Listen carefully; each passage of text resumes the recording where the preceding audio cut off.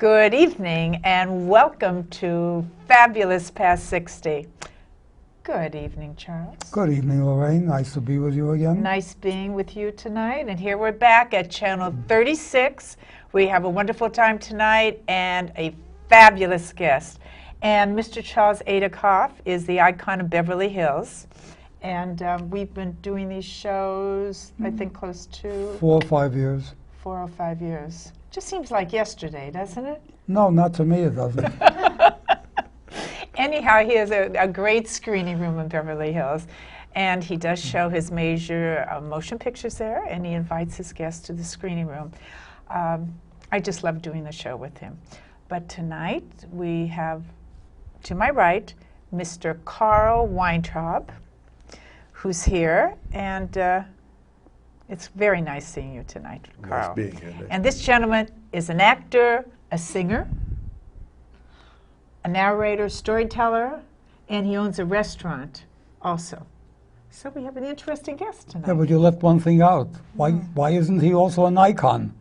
Oh, you're right. You left he it can out. be an icon. Yeah, You're yes, right. Aspiring. Yeah, we can. Icon Icon of everything. of everything. That's true. That's great. Anyhow, this is Mr. Carl Weintraub, and welcome to Fabulous Past 60. Thank you for inviting me. And Carl, we started the show because we want everybody to know out there how wonderful we are.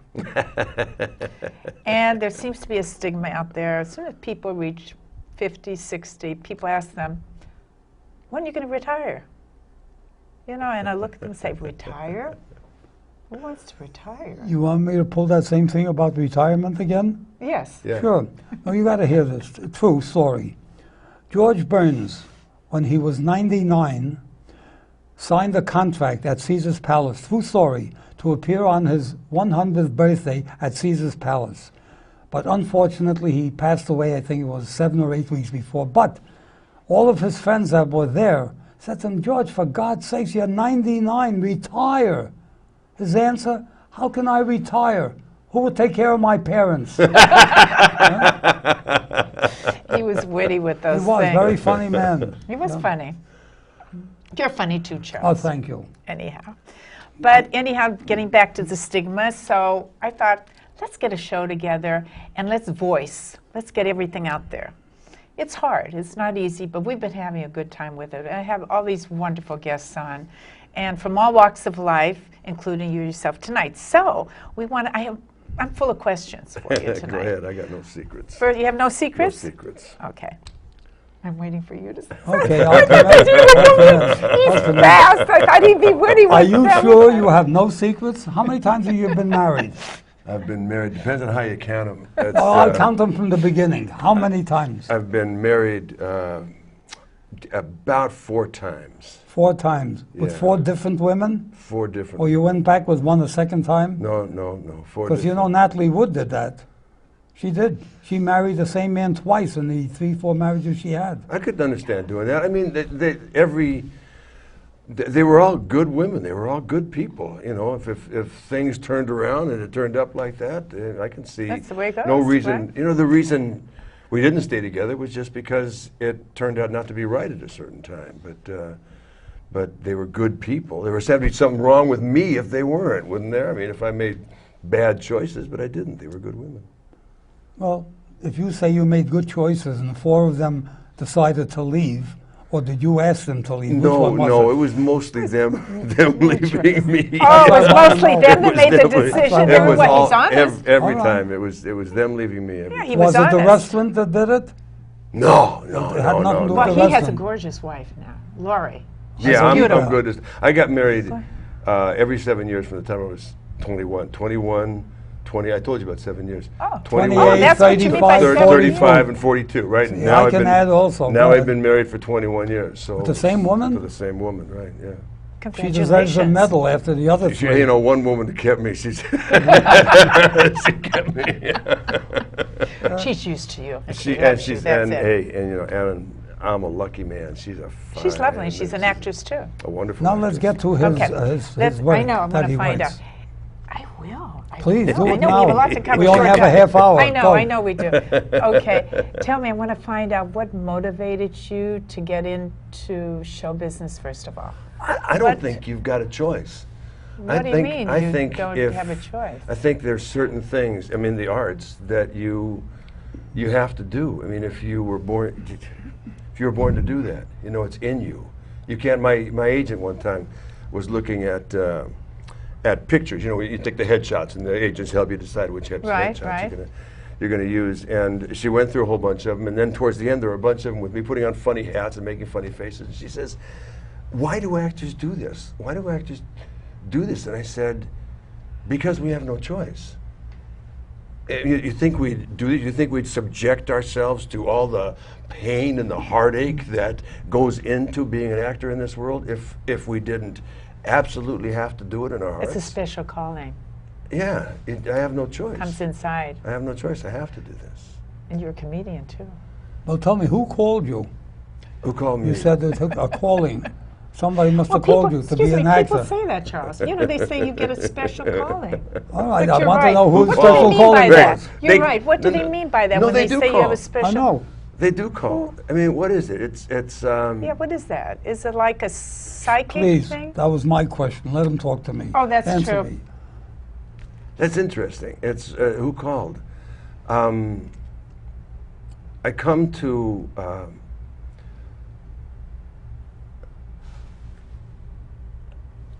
Could it have been any one of your 3 ex-wives before this one? What about Did they have anything to do with it? with me getting it? No, as a matter of fact. This was before you got no, married. when I got my first job, when I got my first professional job acting, which was at the Globe Theater in San Diego. I had just gotten together with this woman, and we had just gotten together. She was a very passionate person, and I got this job, and I said I'm going to move down to San Diego to do this job, and she took all of my stuff and threw it out into the middle of the street. That's it? And Was that that was before the divorce or after? Then she moved down there with me, and we had a Oh, kid wow. down there together, and, Uh-huh. and yeah, it was- and then you know, little by little it went away. then time went But on. so I don't know But- the calling. I came into town. I'd been out of town for a long. I'd gone to New York, and I'd been. How old were you when you started?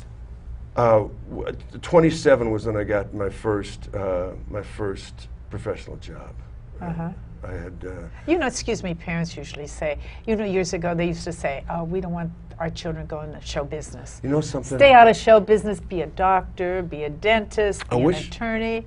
I wish I remember the name of the woman. I was working at the Taper, at the Mark Taper. It was, they had a rep at the time, and there was a real grande dame of the theater who was in this production. I wish I could remember her name. And we were all sitting around one day, and she had a daughter who was 18 and beautiful, and she came by, and we all met her, and we said, what's she thinking of doing, studying? And they said, oh, she's going to be an actress. And we all went, oh, no, you can't let her do that. That's what I mean. Can't let her do that. And she sits up and she says, how can you say that?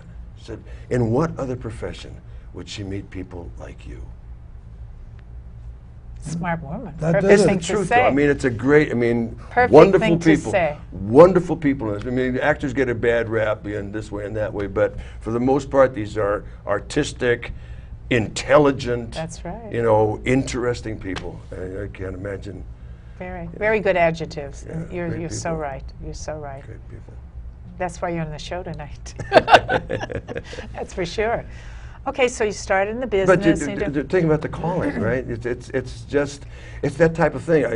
I had gone away to New York. I had taken a spiritual path. I had studied with a teacher in New York, and then I had come back to California. On the way, I had broken my back, and How did you break your back? I drove off a cliff on the way from New York to Los Angeles, and Going the wrong way. one of 3 times I'd broken my back.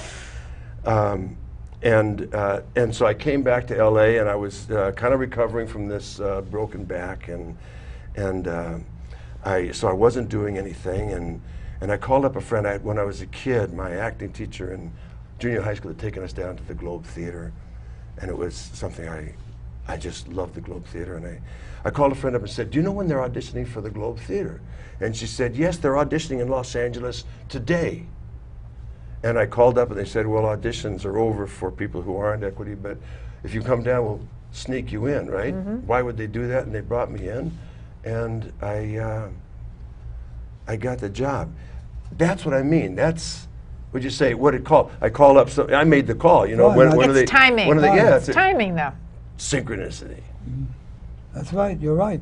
That's what happens. So it is a call, you know, things just fall in the right. I've never been very entrepreneurial, you know, I never have been able to sell myself or anything. It's been mostly, I mostly react and, you know, take the situation as it comes and try to respond. So you've done mostly television?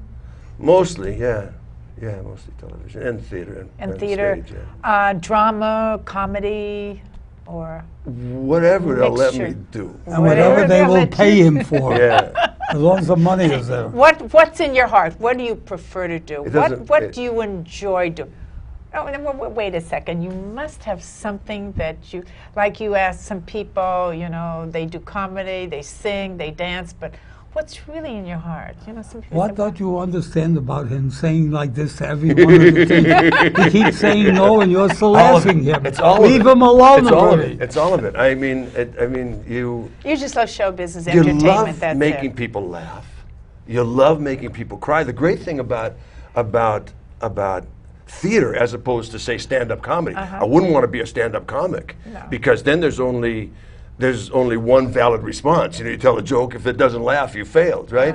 In theater, you can say something funny and people will cry, or you can say something, you know, say something tragic and people will laugh, and it's always a valid response, right? So that's the theater, as opposed to That's why I hear Ooh, I people wouldn't say trust that's this. why they love theater. yeah. In It's a the way, I have to- connection with the audience. In a way, I have to take exception to one of the things you said about being stand-up. If you tell something, they don't laugh, you fail the problem. Well, I'm called upon to do a lot of stand-up on charities that I do. And I always stand up before I go into the spiel, and I go into some stories.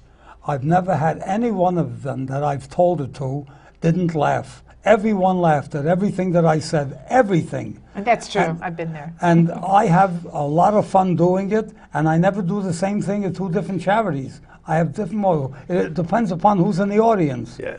And I like to get at them. I can go off the stage with the mic and I go right at them.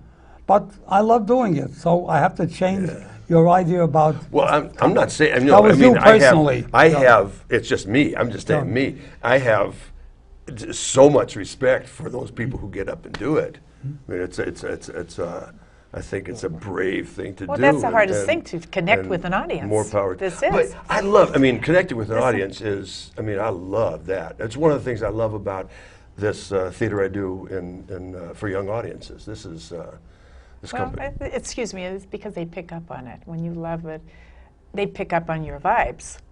And this is half the battle, I They're think, honest. too. They're honest. They're They're- in the moment. I do. I started a company called We Tell Stories in 1981. Yeah, you did mention that. I did ask him earlier about WeTellStories.org. Yeah, check that out. Yes, check it out on the web. And what year did you say you started? 81. 81? 81. And you travel all over and do this, right? Yeah, I To do school- mostly in the schools, but Okay. we were the first company to perform on the stage at the Getty Center, at the Getty Villa, at the Skirball Center, at the, you know, we're. And excuse me, could you tell us a little bit about, you mentioned you bring a trunk, and it's you have the trunk costumes shows, yeah, in there. trunk shows, costumes. Yeah, I think they'd it's- like to hear about it. It's yeah, very it's- interesting it's, how you do this. It's like a traveling trunk show, and And you it's do all types. All types, like mostly you said. folk tales. Folk Folk tales, tales okay. and some good literature too. Generally a show will have 3 stories in it, and show could be about good literature, could be stories of Latino folk tales, African American folk tales, Asian folk tales, a show from different cultures about self-esteem, another one from ancient cultures about taking care of the earth. Excuse me, it's so good for the students in school. It's a wonderful. It's wonderful. Project. It's great. I mean, Such an asset and they're to funny. have. I mean, they're fun and they're funny and they're big energy, and we get kids out of the audience to be integral characters in the piece with They us. probably never want you to leave when you do these shows. They enjoy them so much. No, they don't.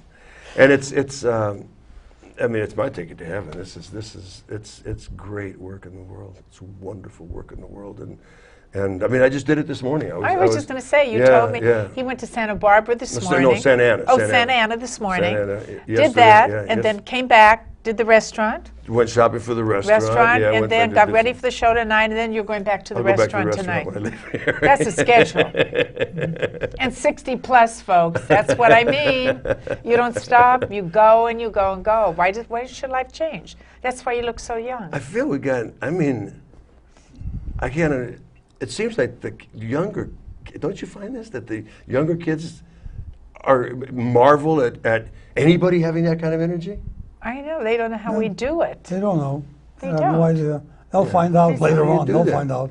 Yeah, it just seems. I don't know. It just seems kind of natural. I don't know. Maybe it's the way we were trained or something. I don't know. It's a work ethic. Work. Ethic. That's what they said about me too, and everything. We grew up with a work ethic. Yeah, we did. Work up. The 50s work ethic. Of course, I'm from New York, and we just said, "Come on, you could walk every place. Walk to church, walk to work, do all of that." So maybe it's background. I don't know, but it's a different world today.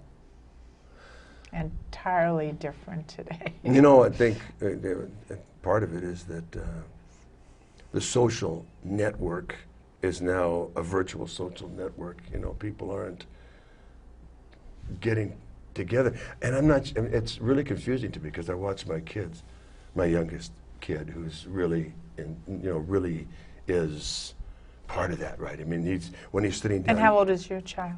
My youngest? Yes. My youngest is 20. He just moved out. He just moved up to Berkeley. But when he was sitting doing his homework on his computer, he was in a room with 20 people, basically. And so in a way, he's always connected to his friends. And another way, they don't have to actually touch each other because, because they're already connected. It's weird. I can't figure out if it's a good thing or if there's something dark about it. Right? I don't know. It's just hard getting used to, but we have to get used to it. That's the way it is today. And it everything. is. But it's exciting. It is like exciting. what we do out there and everything like that. And what are you, a baritone? You said you sing. You're a tenor. I never thought about that. I played. The banjo you play? No, the guitar. Oh, the guitar. The banjo. Didn't we have somebody on here once play the guitar? I think we did. Yes, we did from the show, from Channel 36. Yeah, the other place. In the other place, definitely. We had somebody on. So you play musical instruments too? Play the guitar. Not real great. I mean, I play it enough to accompany myself and play the blues a little bit. Okay. So from the acting, I think you mentioned something about a member of your family mentioned a restaurant that was close to a house, and they said, how about let's get into the restaurant business? You know, I'd been running We Tell Stories for 21 years, and I believe that we live our lives in cycles of 7, or things happen. And there was 3 cycles of 7 that had happened in We Tell Stories, and I felt it was time for me to give that up, time for me not to be the leader of that anymore. There's a danger of becoming, especially in nonprofit work, which that is. There's a danger in becoming identified with it, right? I mean, in other words, the company becomes identified with you, and you become identified with the company, and then you're not necessarily you anymore. It's all one thing, and I never wanted that to happen. So there was a wonderful woman, Diana Tanaka, who was part of the company for a long time, and was perfect to take over the artistic directorship of it. So, which is carrying your dreams ahead of it. Right there, it happened right at that time, right? And right at that time, my daughter and son-in-law, who are world-class chefs, phenomenal chefs. She made her name in Chicago and had come back to give me grandchildren. So your daughter's a 3 of them, yeah, she and her husband. And a little restaurant space came available in South Pasadena, which is right around the corner from us, and they said, hey, Dad, let's start a restaurant. So I thought I actually thought I was retiring leaving. Oh, I come actually on, thought Carl, that you I thought that I was retire. retiring. I thought I was No way. I was retiring from running a theater, which drive you crazy. Excuse me, that's as bad as me saying if Charles said retire, I said, what, you retire? Never. What were you telling me once about his Pinocchio? You mentioned something. Oh, that was with the trunk. That, The trunk that's show. actually, I do Pinocchio. the trunk shows, but I also tell stories myself. I also, for instance, the Getty, it's actually CARS, Community Arts Resources, who books the family days at the Getty, and I have a wonderful relationship with these people for 27 Okay, but years. you told me you did something with Pinocchio. Yeah, I'm getting to that. Okay. But they will book me and ask me to create a show about. I mean, they were doing the relics of Sinai, the Mount Sinai at the Getty. So they asked me to come and create and tell the story of Moses. So I did the research and did the costume and the makeup and and I do Moses now, right out there. Somebody asked me once. They were doing at the. There was an exhibition at the Arm and Hammer Museum where they were doing Disney art, right, and Disney cartoon art, and there was a whole section of Pinocchio there.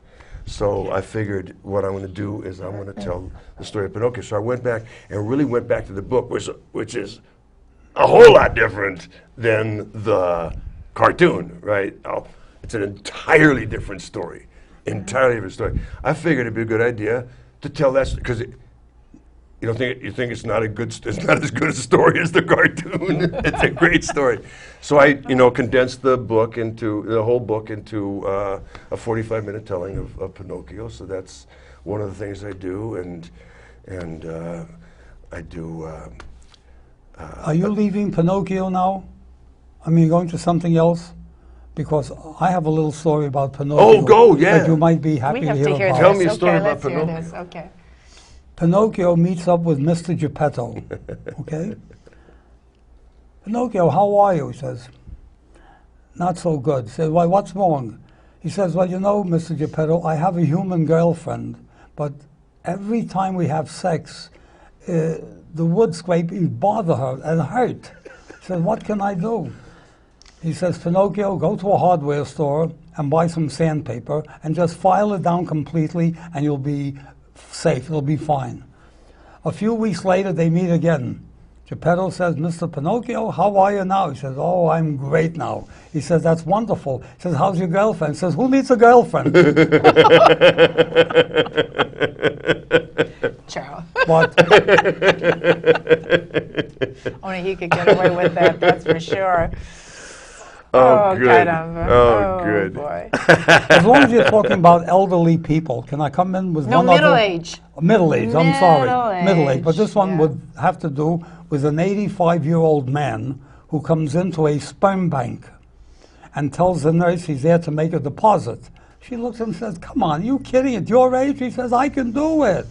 She takes him into a little room, gives him a little carton or cup or whatever it is. He walks in. A few minutes later, she knocks on the door. He says, not ready yet. Waits another few minutes, knocks on the door. He says, please, a little while. He says, look, can I send in some Playboy, Hustler magazines to help you? He says, no, I'll be all right. A few minutes go by again, knocks on the door. This time he comes out. He says, nurse, I'm sorry, I have to say this, but I don't know what happened. For the first few minutes, I used my right hand. For the second few minutes, I used my left hand. For the final few minutes, I used both of my hands. Nurse, would you please help me? Would you tell me, how do you get the cap off this jar? Clean. That's clean. That's a clean, cute joke. Yes, that is. That's a clean, cute joke. That's good. I wanted to ask him, though. Let's tell the name of the restaurant. Tell the name. Firefly Bistro. How did May you as come well up- advertise it. Yeah, that's what. How did you come up with Firefly? What You is know, that? we wanted to call it Momo because that's my daughter's nickname, but that was used, and then we wanted to call it Dish, and a restaurant just opened that was called Dish, and then Paul said, that's my son-in-law, he said, let's call it Firefly. And he hates when I tell this story, right? To him, it's a bug. It's a bug, right? Yeah, right. But I told you I had been on I had studied with a spiritual teacher in Right. New York for a while, and he wrote one book, and that book was called Firefly, and the point was the moment of inspiration, bang, the light goes on, right? So that's what I thought. That's what I thought. You know, I love that. It's inspiration. It's a good name. It's an Inspiration, excellent right. name. It's Right. an excellent name. And, Oh my and God. Paul hates it when I say that. Okay. He says it's a bug. We're talking on and on. We're having so much fun, and time's going by so fast and Just everything. gave you a cue. Oh, I Yeah, I know. know. I know. Everybody- Too fast. Everybody was waving. Everyone's waving at me. Okay. Anyhow, we've gone over your singing, comedian, restaurant, all of this. Now I want to ask you one more thing. What do I really want to do? What do you really want to do? You have a dream. Do you have a dream? All I've ever wanted to Tell do me. is act. I don't want to direct. I don't want to produce. I don't want to do. All I really want to do is act. I want somebody to tell me what to say and where to stand when I say it. Right? This is my art. Okay. And Okay. and doing We Tell Stories was great for my soul, and it was acting, and still it wasn't that, right? But it kept me somewhat away from that. Doing the restaurant, I worked with my family. I got my kids around me, right? It's fulfilling. It's fulfilling, It's but it's keeping me away from that. What I really want to do with the rest of my life still is act. So that'll go on and on and on and on. we That's certainly it. and storytelling. I am a storyteller. So do you And hear I that, will Give always us, do give so. us It- one it- story it doesn't already. stop. I think it's probably too late. Give to us do no. Oh, so. I don't know if we How have much any time you time got? for that. How much I don't time know we how much got? time we have. Couple minutes? 3 minutes. 3 minutes. One story. Can you Go a quick ahead. one? One Okay, story. a sparrow and a crow. A sparrow. There's a little sparrow. Flitters around from one place to another, having a little grain here, a little worm here. Never thought about tomorrow. Along comes the crow, sits up in the tree, says, "Hey, bird, how do you live?" "Never thought about tomorrow." "I'll tell you," says the sparrow. "I have a little grain here, I have a little worm here, I survive. Why worried about tomorrow?" Crow says, "Okay, I'll tell you why. Okay, what if one of these little grains that you love to eat so much should stick in your throat and choke you?" Sparrow says, "I'd stick in my claw. I'd scratch it out." "Okay, with your claw, what if you cause your throat to bleed?" "I wade out into the river, I drink some water, I wash the blood away." "Okay, well, you're standing in the water, this water's cold, you catch a cold." "I build a little fire, I warm myself." "All right, the fire spreads. I flap my wings really hard, I make a wind, I blow the fire out." "Okay, what if you burn your wings?" "Burn my wings, I fly to the doctor cures me." "All right, what if the doctor's not at home?" "Doctor's not at home. I have a little grain here. I have a little worm here. I sit in my nest. The sun warms me. The breeze cools me. And I survive. Why worry about tomorrow?" "Silly bird," says the crow. "Only a fool never thinks about tomorrow." That's a good one. So, Yes. who do you agree with? The sparrow or the crow? Whoever you want to agree with. That's a good story. That's a wonderful story. Anyhow, here we are. I want to thank everyone for tonight and love you. Thank you very much, co-host. Likewise, kiddo. Okay, honey. And Carl, thank you for coming all out here because now you're going back to work, to your restaurant in South Pasadena. South Pasadena. Not Yes. to be confused with Pasadena. You can give the address real fast. 1009 El Centro. Eatatfirefly.com. Eat And- at AT, firefly.com. It's a really nice website. And the food is delicious. Great place, Food all is outdoors delicious. under a tent. You'll love it. Okay. different Anytime you minister. want to take me there, I'll go. Oh, okay, Charles. I will remember I'll this. go. I'll remember this. Anyhow, just don't forget about our show. And if you really love our show, call Channel 36. We'd love to hear from you. And ask for Yvette, the manager of the station. And we're trying to get enough people interested in what I'm trying to do, what I'm trying to get out there. Fabulous past 60. It never stops. We just continue and continue. And like I said, we're not ready for the rocker because we're ready to rock and roll. They laugh when I say that. Definitely. Okay, it's been a pleasure being here tonight again and meeting this nice gentleman.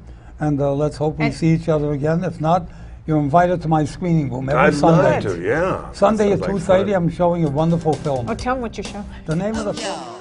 Hot nights, hot songs, hot lips all night long. Hot bed of electric dreams, hot flash